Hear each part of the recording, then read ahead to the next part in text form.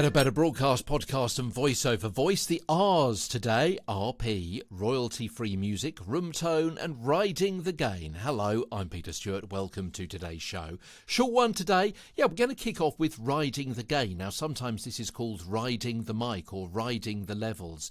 And this is the constant adjustment of the input levels as the sound unexpectedly and often unprofessionally varies in volume dramatically. Okay, now this is perhaps synonymous with some cheesy radio DJs, or maybe a DJ at a wedding or something like that. Let me give you an example, because I've got this bit of library music here. So we've got this, and obviously, you can't hear me very well because I'm speaking at the same level as I was before, but also the music is too high a level. Now, what we've spoken about before is we need it as a music bed.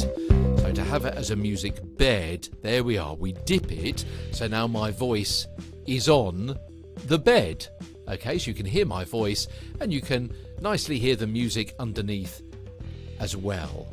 So they are working well together, they're not battling against each other.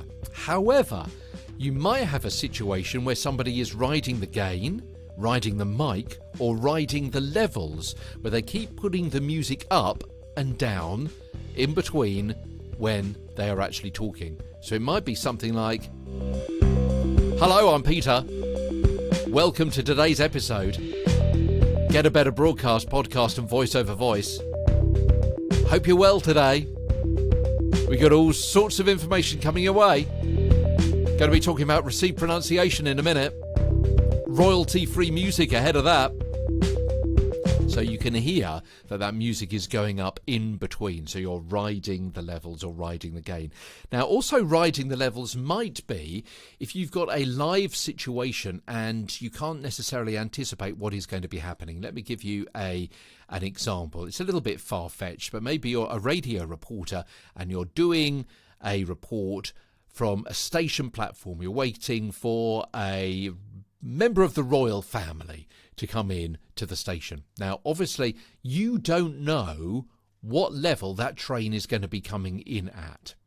Okay, you don't know how loud that train is going to be. So you're talking on the platform, in your voice, you're going live through to the radio station and out on air, and you can see that train coming closer and closer. Not much you can do about the levels yourself, because you've only got one microphone, and you can turn down the gain on your microphone, but that may be a little bit too much for you to be doing while you're also giving a commentary. Maybe you're reading some notes, maybe you're interviewing people. You could also step away from the train on the platform. You could move further away. That's going to lessen the sound of you and the voice, or battling against that, it's going to lessen the sound of you battling against the sound of the train pulling in.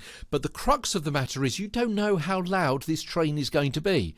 You have no way of knowing unless you've done a recce with that particular train beforehand, or you're very familiar with the train that the royal family uses. But again, it's about the acoustics, whether the platform is open, whether it's enclosed, that kind of thing. So the only thing that is left for somebody to do is back at base to ride the levels. Not keep the level at the same height as you are talking now, when more elements, more sound is coming in to that microphone, but to ride the levels and to dip your microphone level as the sound of the train approaches and it gets louder and louder and louder, potentially. May not, of course, in which case you can keep the level at the same. But if it does get louder and louder, back at studio, back at base, before it goes out on the radio, they can turn the microphone down a little bit. They're riding the levels depending on the amount of audio which is going into the microphone at that time. Because, of course, the train is going to stop and it's going to become quieter. Room tone. Let's move on to room tone. That's the indoor ambience or ambiance, the background noise in a room, which should be as close to silent as possible. And this is really important if you are working from home, if you've got a home studio, so it is as quiet as possible. So let me do a little bit of an experiment. I've actually got the studio door open here because I know there's no one else here at home in my home studio. And it's a hot summer's day when I'm recording this. So I wanted a bit of air. So the studio door is open, but let's just leave the microphone up, and I'm just going to stop talking and hear how much room tone there is being recorded when I look on my dials and switches and gauges and knobs and actually see what my room tone is like. Here we go.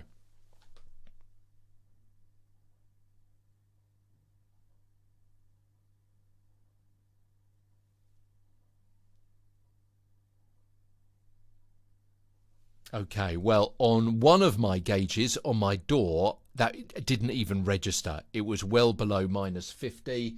And over here on my mixing desk, yeah, it was slightly registering. It was about -55, which is really, really quiet. You may have heard a bit of knocking, and that is that down the corridor in the kitchen, because my studio and the kitchen are on the same level, you may have heard a bit of knocking. That's the dishwasher. So maybe if I turn the dishwasher off, it would be quieter still. But anyway, what you've just heard there is the sound, well, hopefully the sound of silence, to coin a phrase from Simon and Garfunkel, but it is the room tone. It's the indoor ambience, the background noise in my home studio. Royalty-free music is music that can be used with various restrictions after paying a one-off fee. So my theme tune at the beginning and at the end is royalty-free music. I don't have to pay any royalties on it because I have bought it outright. Other people can use it as well. Other people can buy it, but I have bought it under various restrictions that I can only use it for one particular podcast. I can't resell it. I can't reversion it or anything like that. That is royalty-free music. It's music that can be used after paying a one-off fee. Other times you may have to pay per use, for example, or some kind of combination of per use and the number of people who hear it. This music, which I've used in the past, is Creative Commons music. So that is music that I can use for free with a credit, and you'll find that credit in the show notes for the whole show rather than the episode notes. So it's there for full time, because sometimes I use it, sometimes I don't, and so to avoid forgetting to credit it in the show notes, it's always there. It's up there all of the time as part of the notes for the whole programme. And RP, finally, received pronunciation, sometimes called the Queen's English. Is that going to change? The King's English? Perhaps so. BBC pronunciation. Well, I do work for the BBC and train other people how to speak for the BBC as well. Standard English, and other countries have similar terms and words for RP for their received pronunciation as well. So essentially it's an English accent without any perceived regional accent, usually of the type heard in the southeast of England, from where I hail. So that's the area which is the southeast of London, so just outside the capital city. So I'm quite fortunate. I do have southeast England accent. I do work for the BBC. I have that standard English RP received pronunciation, which is why I'm in such demand for voiceovers and narration and things like that. I'm not, but if you would like to demand me, get in touch. Tweet us, Stuart, on Twitter, TWWTERSTEWART. Quick plug? Why not? My show. Who am I? From London, I'm Peter Stewart.